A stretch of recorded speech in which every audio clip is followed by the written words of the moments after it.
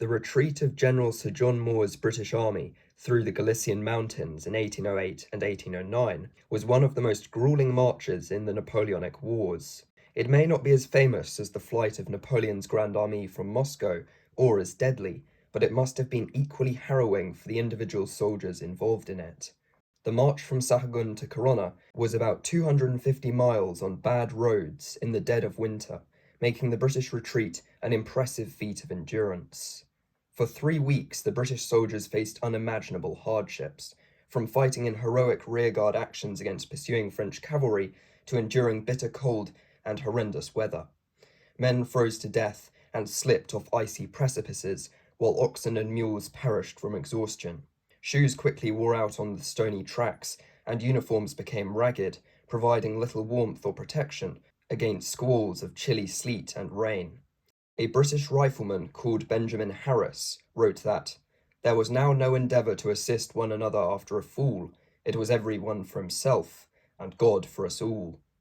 Another soldier recalled, "Many of us were frostbitten, and others found dead at their posts, while the young soldiers spent the darkness of night in tears." The British had limited provisions in their baggage train, which was also used to carry the wounded, and Spanish civilians were reluctant to supply them.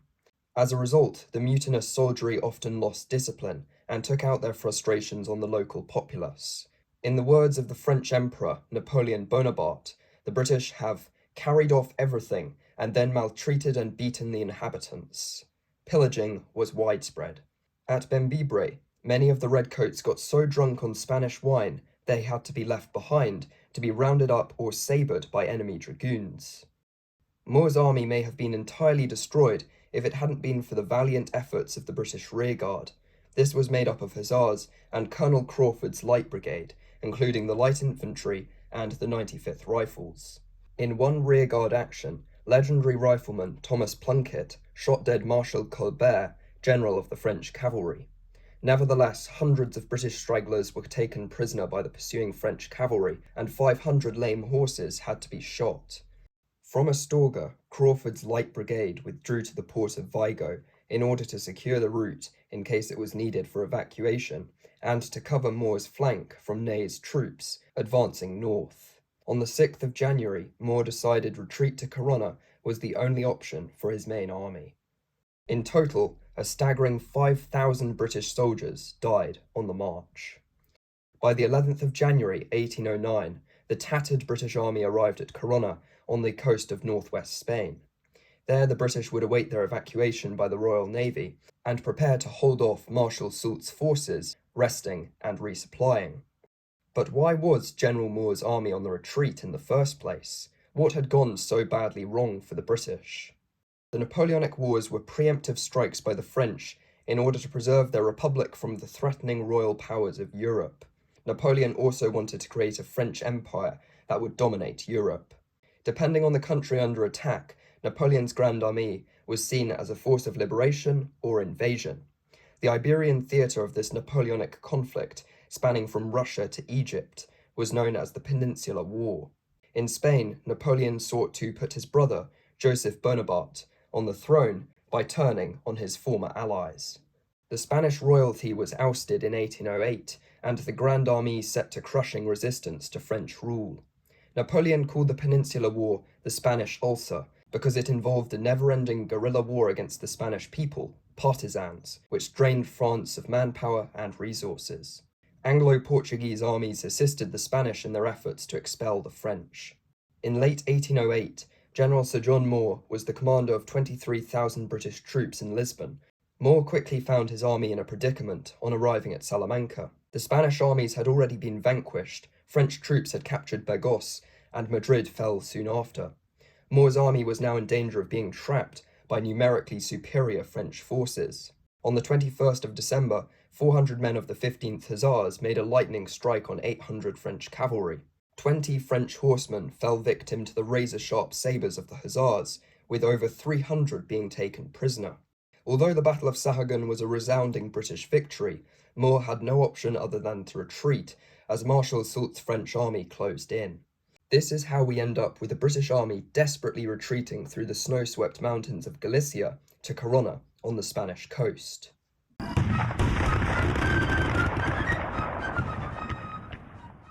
From the 21st of December 1808, the British army of General Sir John Moore had been on the retreat. 3 French armies, led by Napoleon, Soult, and Ney, had failed to bring Moore's army to battle before it reached the Spanish coast. It had been a brutal winter march through the mountains of Galicia, and 5,000 British soldiers who set off from Sahagun would never lay eyes on Corunna. At this Spanish port town, the British resupplied on muskets, shoes, and food. On the 12th of January, the day after Moore's army arrived at Corunna, the sick were loaded onto transport ships already in the harbour. On the 14th, the main fleet arrived from Vigo, and the British cavalry were packed on board. At the same time, the exhausted French army of Marshal Soult arrived outside Corunna.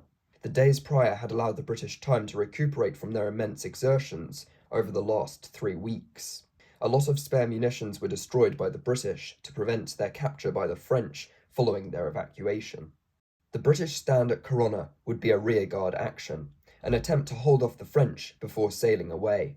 This was the Napoleonic Wars equivalent of Dunkirk. Defending the village of Elvena to the west of the ridge were the 42nd Highlanders along with the 5th and 50th Regiments of Foot. The left flank of the British position was guarded by the River Mero and the Burgo estuary. However, the right flank was vulnerable, so Moore placed reserves to the north and west. On the 15th, the French secured their position on the high ground, overlooking the British positions. Soult placed 11 pieces of artillery on a vantage point, a rocky outcrop from where they would be able to bombard the British right flank. French cavalry formed up to the east of the infantry line, which was supported by a splattering of light guns. Both sides were about equally matched, with 6,000 British and 5,200 French troops. However, the French had more artillery. Although some heavy fighting took place on the 15th, when the 5th Foot unsuccessfully attempted to capture French artillery on the heights, the main battle occurred on the 16th of January, 1809. In the early afternoon, the French army sprang into action, marching forward in columns of attack to the pounding of drums. Soult's strategy was to keep the British left and centre occupied with a frontal assault, while focusing on outflanking the British right and taking the village of Elvena. Hundreds of French voltigeurs, light infantry, skirmished ahead, throwing the British pickets out of Elvena. Meanwhile, French artillery battered the British lines on the ridge, and round shot ploughed bloody furrows through the red-coated ranks. Elvena quickly became the bloodiest part of the battle, switching hands multiple times in the chaotic close-quarters fighting. The 50th Regiment was ordered to assist British pickets in the village, while the 42nd Highlanders were directed to repulse French troops to the east of Elvena. The Black Watch gave the French 31st Regiment a single volley, then fixed bayonets and rushed forward. With great zeal, the kilted Highlanders drove back the 31st. Throughout this action, the wild skirling of the pipes was no doubt to be heard above the terrible din of battle. Meanwhile, the 50th managed to temporarily retake Elvena from French troops, stabbing with bayonets as they battled their way through the streets. However, when French reserves counterattacked, the 50th lost control of the village. French efforts to outflank the British right failed due to resistance from Moore's reserves, led by Lieutenant General Paget and the 4th Foot. 2 battalions of the 1st Guards now advanced downhill towards the French centre, and the 42nd Highlanders were regrouped to join the assault.